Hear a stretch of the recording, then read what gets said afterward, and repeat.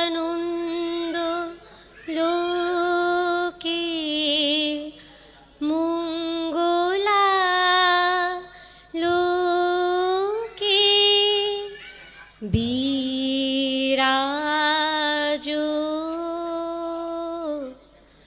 সত্য সুন্দর। জয় গুরু, বন্দে পুরুষোত্তম। প্রথমেই প্রণাম নিবেদন করছি আমার জীবন মেরু, জীবনদাতা আচার্যদেব পরম প্রেমময় শ্রী শ্রী ঠাকুর অনুকূলচন্দ্রের রাতুল চরণে। নারায়ণগঞ্জ শাখা সৎসঙ্গের ইষ্টপ্রাণ দাদা এবং মায়েরা, যাদের অক্লান্ত পরিশ্রম সকলের নজর কাড়ার শক্তি রাখে, তাদের আন্তরিকতা, তাদের ভালোবাসায় আমি মুগ্ধ। সত্যি কথা বলতে কি জানেন, একটা অনুষ্ঠান অর্গানাইজ করতে গেলে ঠিক কতটা ঝুঁকি সামলাতে হয় তার কিছুটা ধারণা আমার আছে। তারা অনুষ্ঠানে কোথাও কোনো ত্রুটি রাখেননি। আমার এবার নারায়ণগঞ্জে প্রথম আগমন, এবং এই আগমনে তাদের কোথাও আমি কোনো ত্রুটি খুঁজে পাইনি। তাদের এত সুন্দর আন্তরিকতা এবং ভালোবাসায় অনুষ্ঠানটা এত সুন্দর হয়ে উঠেছে যে আমি খুশিতে আপ্লুত। ভাষা হারিয়ে ফেলেছি তাদের কাছে কৃতজ্ঞতা প্রকাশের। এরপর প্রণাম নিবেদন করছি স্বর্গীয় ডক্টর শ্রী রবীন্দ্রনাথ সরকারের রাতুল চরণে। আমি তার একমাত্র পুত্র সন্তানের জ্যেষ্ঠ কন্যা। নিজেকে বক্তা প্রমাণ করার জন্য আমি এখানে আসিনি। মা একটুখানি আগে আমাকে অনেক প্রশংসায় মহিমান্বিত করলেন বটে নিজের মায়ের গুণে, কিন্তু আসলে আমি তার যোগ্য কিনা আমি জানি না। ভুল ত্রুটি হয়ে গেলে মার্জনা চোখে দেখবেন। আমার জ্ঞান সীমিত, সেই সীমিত জ্ঞান থেকে যতটুকু সম্ভব আমি বলার চেষ্টা করব। আজকের আলোচনার বিষয় দেওয়া হয়েছে আদর্শ পরিবার গঠনে মায়েদের ভূমিকা। আসলে আদর্শ পরিবার গঠনে মায়েদের ভূমিকা বর্ণনা করতে গেলে শেষ হবে না। শুধুমাত্র মানব জগতে নয়, পশু সমাজে এমনকি প্রাণী জগতের সকল ক্ষেত্রেই আপনি লক্ষ্য করতে পারবেন মায়েদের ভূমিকাই প্রধান। সেক্ষেত্রে যদি মায়ের ভূমিকা না থাকে একটা সন্তানকে বড় করা সম্ভব নয়। কিন্তু আমার জীবনে প্রথম থেকে শ্রী ঠাকুরকে গ্রহণ করা, তো আমরা পরপর 3 জেনারেশন যাবৎ সস্তায়নী ব্রত পালন করছি এবং শ্রী ঠাকুরের জীবন আদর্শে নিজেদের জীবনকে গড়ার চেষ্টা করছি। এই এক আশীর্বাদই বটে। জানি না কত জন্মের সুকর্মে এই আশীর্বাদ আমি পেয়েছি। গ্রিক সাহিত্যে একটা সুন্দর প্রবাদ আছে, যে জমি পূর্বেই চাষ করা হয় সেটা আরও বেশি ফলন দেয়। অর্থাৎ যেই ফিল্ডে আপনি যত বেশি চাষ করবেন সেটা তত বেশি চাষযোগ্য হয়ে উঠবে, সেখানে ফসলের ফলন তত বেশি ভালো হবে। আমাদের ক্ষেত্রে বোধহয় তাই হয়েছে। আমার দাদু ভাই এর আগে আমাদের জন্য এই পথ প্রদর্শন করেছেন, এরপর আমার বাবা সেই একই পথে হেঁটেছেন, আবার আমরাও হাঁটছি। আশীর্বাদ করবেন যেন এই পথই আমরা বংশ পরম্পরায় বজায় রাখতে পারি। এবার আসি নিজের ব্যক্তিগত কিছু মতামত থেকে কথা বলার। আসলে আমি মনে করি যে অনেক দিন ধরে কিছু কিছু বই আমি পড়েছি।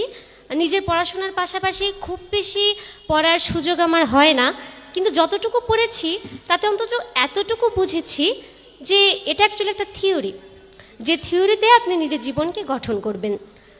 যেমন আমরা একটা ম্যাথমেটিক্যাল টার্ম সমাধান করতে গেলে একটা থিওরি অ্যাপ্লাই করি, ঠিক তেমনই if you are a lion then you deserve a lion, if you are not then you should not expect it. সুতরাং যদি তুমি একটি সিংহ হও তাহলে তুমি একটি সিংহকেই তুমি ডিজার্ভ করো। এক্ষেত্রে আমি নিজে একটি মেয়ে এবং মেয়ে হিসেবেই অন্যান্য মেয়ের অনুভূতিটা কিছুটা আন্দাজ করতে পারি। সেখানে দাঁড়িয়ে বলতে পারি আমরা মেয়েরা নিজেদেরকে তৈরি করার ক্ষেত্রে বর্তমান জেনারেশনে খুব পরিশ্রম দিয়ে থাকি।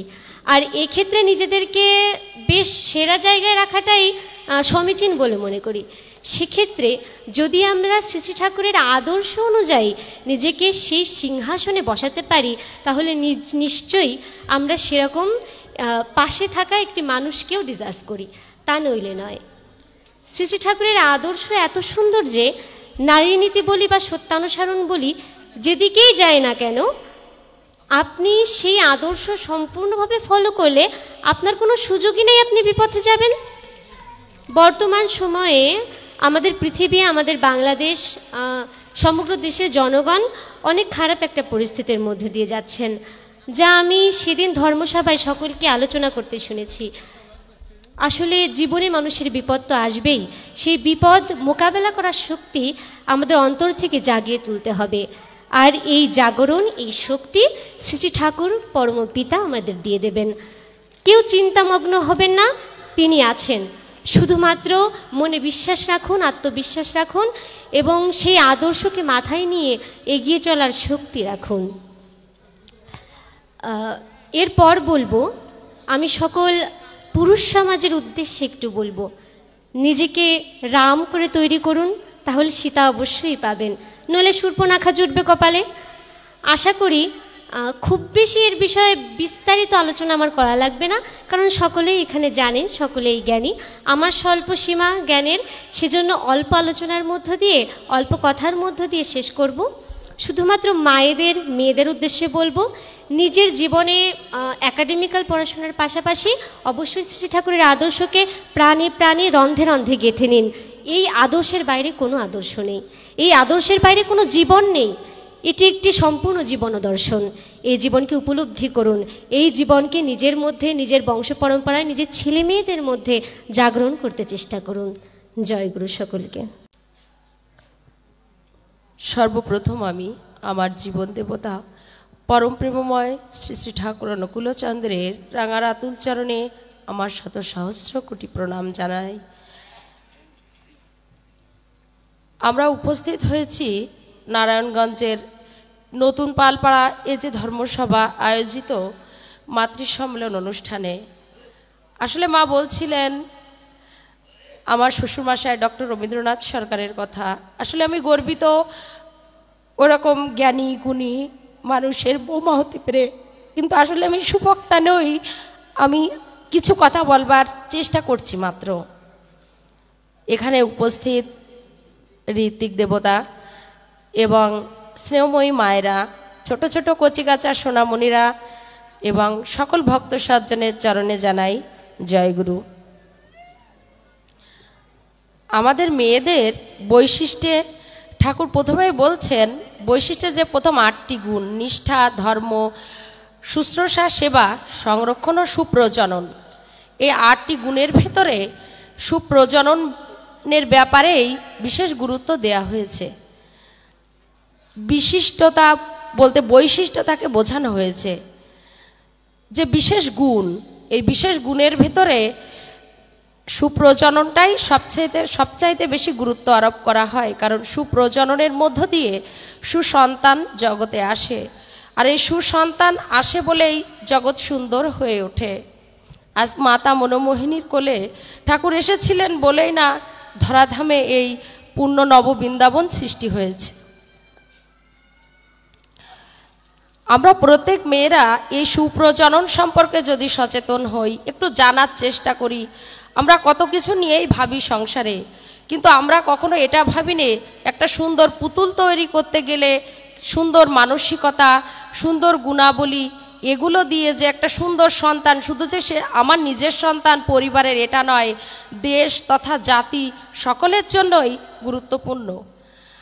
আজকের এই শতাব্দীতে এসে দাঁড়িয়ে ভালো মানুষের বড় অভাব হয়ে পড়েছে। আমরা সকলেই মা বাবারা ভাবি আমার ছেলে ডাক্তার হোক, ইঞ্জিনিয়ার হোক কিংবা বড় কোনো বিজ্ঞানী হোক, কিন্তু এটা ভাবি না যে একজন ভালো মানুষ হোক, যে মানুষটা আধুনিক সমাজ রূপকারের কাজে এবং সবাইকে সহযোগিতা করে সবার পাশে এসে দাঁড়াতে পারে। আমরা যদি সত্যিকারের মানুষ ভাবার চেষ্টা করি, তবে সেই শিক্ষাটা, আজ দিদি বলছিলেন যে এখানে মাতৃ সম্মেলনের বিষয় হয়েছে আদর্শ জাতি গঠনে পরিবারের ভূমিকা। একটি পরিবারই হচ্ছে একটি আদর্শ বিদ্যালয়, আর এই বিদ্যালয়ের প্রথম শিক্ষিকা হচ্ছেনই একজন মা। এই মায়েদের হাত ধরেই একটি বাচ্চা প্রথম আসে। এই আদো আদো কথার সময় হতেই ঠাকুর বলছেন, করে করিয়ে যা শেখাবি, ওইটাই হবে মুখ্যম ছেলে, হিসেবে চল নয় পস্তাবি। আমরা অন্যের ভালোটা দেখে যেমন বুঝি ওই ভালোটা আমার হলে ভালো হতো, কিন্তু আমরা ভাবি না ভালোটা আমরা কিভাবে করব। ওই বাচ্চাটার ভেতর আমরা ছোটবেলা থেকে যদি বাড়িতে হয়তো এখন শীতের সময় প্রথম কমলা এসেছে, আমি যদি বলি দেখো চলো তো আগে একটা ঠাকুর ঘরে রেখে আসি, আমাদের নিজেদের কথা বলতে নেই তবু বলছি, আমাদের বাড়িতে পারিবারিকভাবে একটা রেওয়াজ আছে, যদি কেউ কখনো মিষ্টি কিংবা ফল বা বাড়িতেও কোনো নতুন কিছু হয়, সেটা বাচ্চাদের বলা লাগে না যে আগে ওই জিনিসটা ঠাকুর ঘরে রেখে এসো। ওরা ছোট থেকেই দেখেছে, ওই দাদুভাই যখন বাড়ি যেতেন এটা ওটা নিয়ে যেতেন, বলতেন আগে ঠাকুরকে দিয়ে এসো। ওরা ছোট থেকে ওইগুলো, তারপর এটা তোমার মাকে দিয়ে এসো, এটা তোমার বড়দিকে দাও, এগুলো আমরাও বাচ্চাদের মধ্যেই এগুলো করাই, এগুলো বলে থাকি।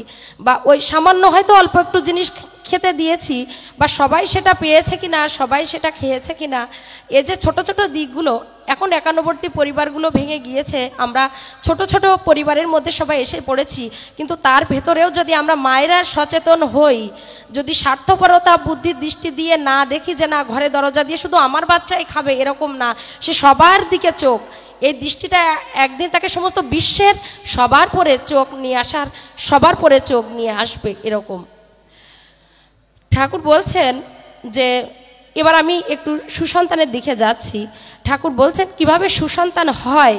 প্রথম কথা এরকম বলতে গেলে বলছেন কোনো এক কৃষক, তার হয়তো সে শহরে গিয়েছে, দেখছে বেড়াতে বেড়াতে হয়তো কোর্টের দিকে গিয়েছে, জজ সাহেবকে তার খুব ভালো লাগে, জজ সাহেব কেমন করে হাত নাড়ছেন, কেমন করে কথা বলছেন, ওই ছাপটা হয়তো তার ভেতরে এসে পড়েছে।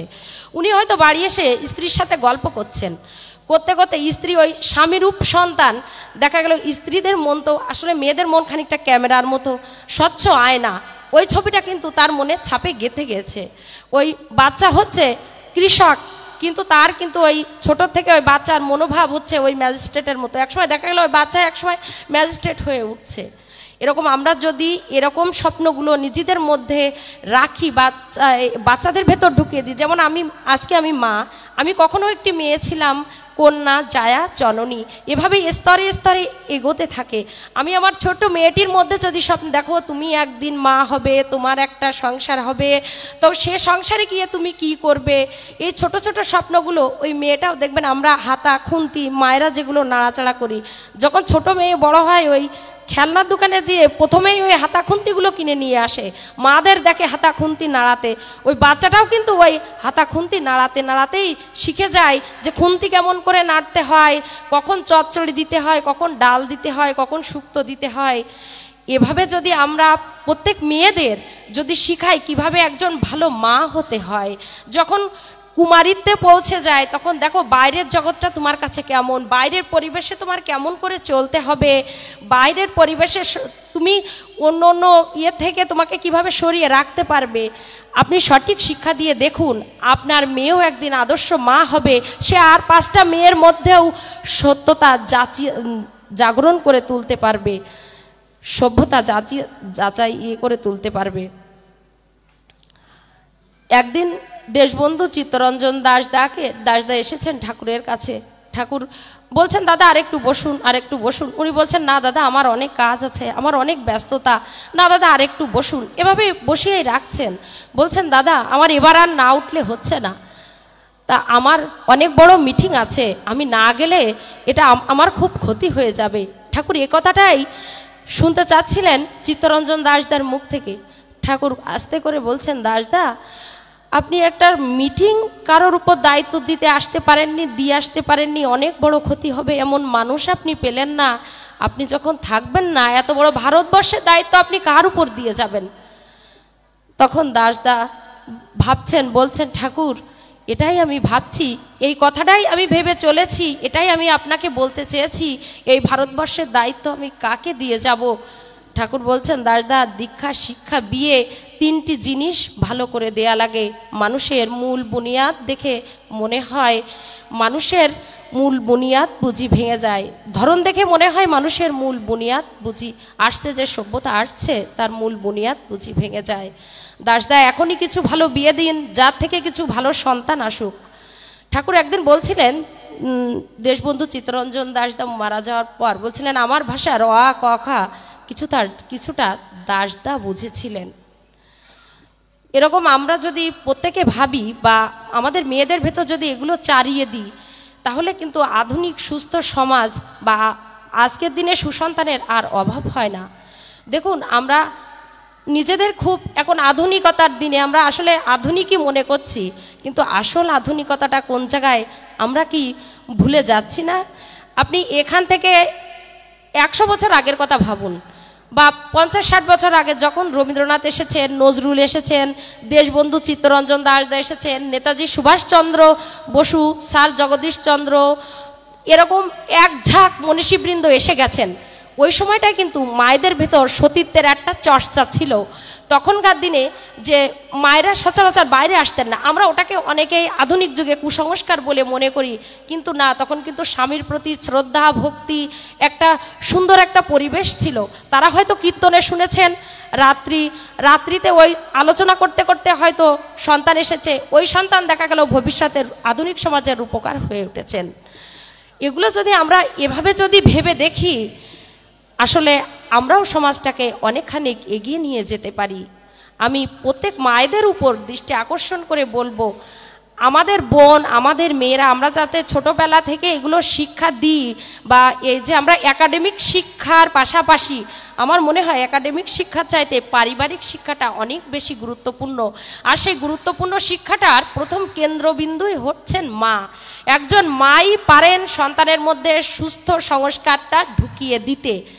আমি আমাদের আশেপাশে অনেক মায়েদের দেখেছি, হয়তো অবস্থাপন্ন না, প্রচুর টাকা পয়সা আভিজাত্যের মধ্যে থাকে না, কিন্তু অল্পের মধ্য দিয়ে সভ্যভাবে স্বামীর সেই অল্প আয়টুকুনিক নিয়ে বাচ্চাদের ভেতর কিভাবে তারা সারাদিন পরেও ভাবেন যে না, আমার স্বামী কত কষ্ট করে আসেন, তার উপর আমার এই সংসারটা কিভাবে চলে, আমার বাচ্চাদের যাতে সুন্দরভাবে মানুষ। আমি এরকম অনেক মায়েদের প্রতিনিয়ত দেখি, বা আমার সাথেও এরকম অনেক মারা আছেন, আমার সাথেও আছেন আর কি, যে এগুলো আমার খুবই ভালো লাগে। কিন্তু আমরা আভিজাত্যের মধ্যে যত ঢুকে যাচ্ছি, তত আমরা সতীত্বকেই এড়িয়ে যাচ্ছি। আমরা এগুলো ভাবছি না যে আমরা আসলে কোথায় পিছিয়ে যাচ্ছি। আসলে একদিন সুভাষচন্দ্রর মাকে জিজ্ঞেস করেছিলেন, মা প্রভাবতী দেবীকে, যে আপনার এমন সুভাষচন্দ্রের মতন সন্তান কি করে হলো? উনি বলেছিলেন, এগুলো সব ঠাকুরের ইচ্ছা, আমি জানি না, এগুলো ঠাকুরের জন্যই হয়েছে, ঠাকুরের অশেষ কৃপা। আসলে উনি ঠাকুরের বলাগুলিকে নিজের ভেতর নিয়েছিলেন, সেই অনুসরণের ফলেই ওনার সুভাষচন্দ্রের মতো সন্তান এসেছে। আসলে আমি হয়তো সময় অনেক নিয়ে ফেলছি, আমি সকল মায়েদের উপর দৃষ্টি আকর্ষণ করব যে আসলে কালকে এক দাদা বলছিলেন, রে হাউজারম্যান দা যখন আসছিলেন ঠাকুরের কাছে, উনি বলছিলেন, ঠাকুর, এই ভারতবর্ষের বুকে এরকম সুসন্তান কিভাবে জন্মগ্রহণ করে, কিভাবে আসে? তখন ঠাকুর বলছিলেন, বেটে কুমুদকে ডেকে নিয়ে আয়। বেটে কুমুদ আসলেন। উনি রে হাউজারম্যান দাকে বললেন, দাদা আপনি এখানে কিভাবে এসেছেন? উনি বললেন, আমি প্রথম এসে দমদম এয়ারপোর্টে নেমেছি, তারপর গাড়িতে করে শিয়ালদা স্টেশনে এসেছি, সেখান থেকে আমি ট্রেন ধরে দেওঘরে এসেছি। তা বলছেন, দাদা এই যে প্ল্যাটফর্ম, আপনি যে প্রথমে এসে প্ল্যাটফর্মে নামলেন, এয়ারপোর্টে নামলেন, সেই এয়ারপোর্টের এখন অভাব। আপনাদের দেশে এয়ারপোর্টের অভাব। পাশ্চাত্য দেশগুলোর দিকে তাকালে একসময় সবাই ভারতবর্ষে ছুটে আসতো, ভারতবর্ষের মহামনীষীর দিক দিয়ে ছুটে আসতেন সবাই, যে ভারতবর্ষে কি আছে সেটা দেখবার জন্য। আমি প্রত্যেক মায়েদের দৃষ্টি আকর্ষণ করে বলবো, আসুন আমরা প্রত্যেক মায়েরা যেন সেই প্ল্যাটফর্ম হয়ে উঠতে পারি, সেই আবারও যেন এই ধরাধামে মনোমোহিনী দেবীর কোলে সেই আমার ঠাকুর আবার ফিরে আসুন। জয়গুরু সবাই।